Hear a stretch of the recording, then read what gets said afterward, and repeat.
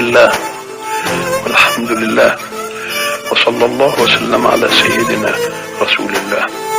اللهم إني أعلم أني عصيك ولكني أحب من يطيعك، فاجعل اللهم حبي لمن أطاعك شفاعة تقبل لمن عصاك. السلام عليكم ورحمة الله وبركاته. اهلا يا بنات، عاملين ايه؟ يا رب تكونوا بخير. النهارده بقى فيديو جديد وروتين جديد ان شاء الله يعجبكم. يلا بقى كده نبدأ الفيديو. نسمي الله ونصلي على الرسول. اللهم صل وسلم وبارك على سيدنا محمد. بصوا بقى كده، اول حاجه هبدأ معاكم ان شاء الله كده بالفطار. انا رحت جبت سجده من الحضانه، ولما بتيجي يعني بعمل لها كده حاجه كده تاكلها قبل ما اعمل الغدا، لان انا بعمل الغدا متاخر، لان جوزي يعني بيجي متاخر من الشغل، فببدأ في الغدا يعني من بعد العصر كده. فقلت بقى حاجه يعني اعملها لها كده تاكلها هي واخوها ويفطروا بيها يعني وكده. فهعمل لهم ايه؟ هعمل لهم شعريه بلبن. بصوا الاكله ديت مغذيه جدا جدا وهما بيحبوها قوي. اول حاجه كده بحمرها، لازم تحمريها في سمنه. ويا سلام بقى لو سمنه بلدي وعندك سمنه بلدي تبقى تحفه، بس للاسف بقى السمنه البلدي خلصت من عندي، فعملتها عادي بسمنه روبي واي نوع سمنه يعني عندك. وتحمري بقى كده فيها الشعريه لحد كده ما تديكي اللون البني كده اللي انت شفتوه دوت. وبعد كده بقى بنزل عليها بالميه، واحط حوالي معلقتين سكر. يعني انا عامله حوالي ربع كيلو شعريه، وحطيت عليها بقى ايه معلقتين سكر كده، وسبتها لحد ما يعني ما تشرب. وبعد كده بقى ايه وطيت عليها تمام. وبعد كده بقى كنت مطلعه نص كيلو لبن من الفريزر، سبته كده يغلي لان كان متلج، كنت مغطيه عليه على الاخر عقبال يعني الشعريه خلصت، وهو كان لسه ما غلاش، لان طبعا هو متلج فياخد وقت وكده.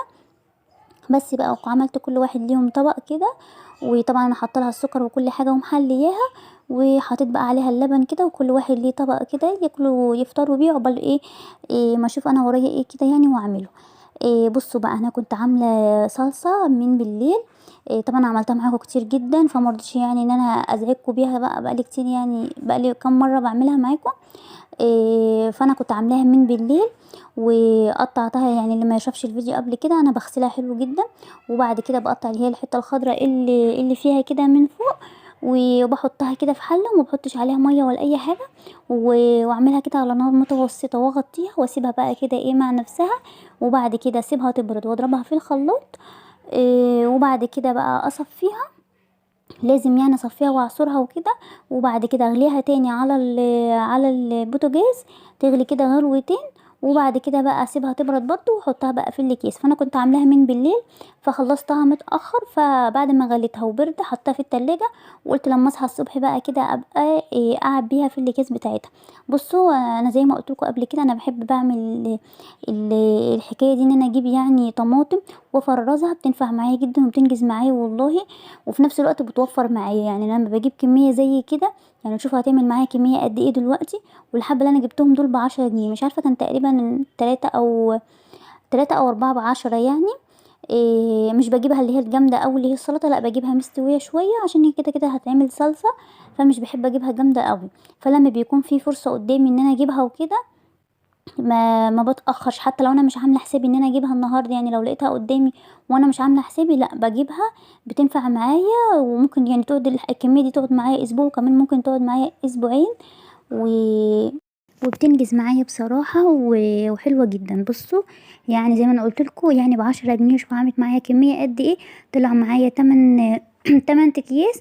انا بعمل على قد الطبخه بتاعتي، ولو حبيت يعني ناخد زياده، مثلا هعمل محشي ولا حاجه والكيس ده مش هيكفي، لا باخد كيسين. يعني ايه، مش شرط ان انا احكم نفسي يعني بكيس واحد من الكميه بتاعه الكيس الواحد دي، يعني لا، يعني ممكن اخد كيسين واطلعهم مثلا في طبخه واحده وكده، على حسب يعني كميه الاكل اللي بعملها. بس معظم الوقت بطلع الكيس على الطبخه اللي انا بعملها، ان كان طبيخ او هعمل مثلا صلصه للمكرونه او اعمل صينيه بطاطس، بحط كيس بس من دوت على صينيه البطاطس بالفراخ كده، يعني فاهمين. بس كده انا خلصت الكميه بقى، حطيتها في الفريزر. انا قلت بس اخلص منها، لان انا كنت عاملاها من بالليل و...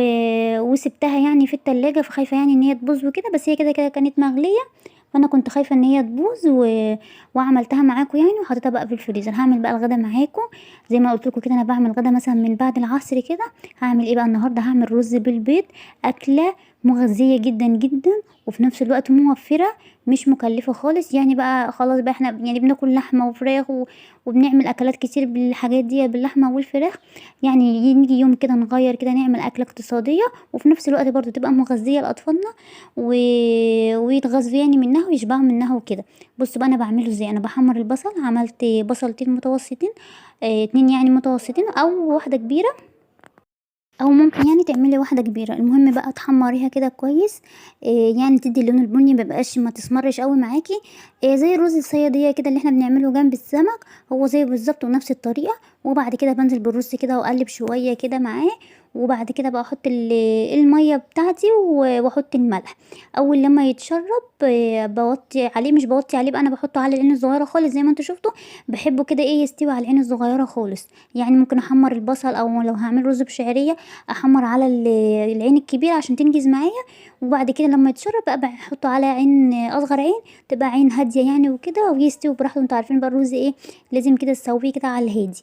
بس كده. واول لما يعني خلاص هيبقى داخل على سوا، يعني هو خلاص اتشرب وداخل على سوا، فهبدأ بقى احفر كده زي ما انتوا شفتوا. احفر كده كذا حفرة على حسب ما انت عايزة بقى كمية البيض اللي انت عايزة تعمليها. 2 3 4 5 على حسب بقى عددكم، وشوفوا انت عايزة تعملي قد ايه، كمية قد ايه. وتبدأي بقى تحفري كده ليها. وبعد كده بقى رشة ملح كده خفيفة على رشة فلفل، عشان يعني بس ريحة الزفارة. بس كده بقى، وتغطيه وتخليه يكمل سواه. مش هياخد معاكي بالكتير قوي ربع ساعة، 10 دقايق ربع ساعة، ويكون استوى معاكي ويكون طعمه جميل جدا. سيبته بقى كده يستوي على النار. وهعمل ايه بقى معاكم، وهعمل طماطم مخللة. بصراحة انا ما عنديش حاجات السلطة، انا باجي اخر الاسبوع كده، لان انا بجيب حاجات يوم الخميس. يعني حاجات الخضار وكده بجيب حاجات يوم الخميس، فباجي على يوم الاربع بيبقى الحاجات، معظمها الحاجات عندي خلصت. ان كان بقى فلفل، خيار، الحاجات السلطة اللي انتوا عارفينها دي بيبقى معظمها خلصت. طبعا الاساسي عندي القوطة، لان هي القوطة اللي بجيبها بكمية كبيرة قوي، كمية اكتر يعني من الخضار وكده، من الخيار والفلفل والحاجات ديت، فبتبقى عندي شوية. فانا طبعا بقى مش عندي حاجات السلطه وكده، فقلت اعمل ايه طالما ما عنديش حاجات السلطه. عملت بقى فرمت كده توم، دقيت توم على فلفل على ملح على كزبره، وقطعت الطماطم كده طرنشات زي ما انتوا شايفين.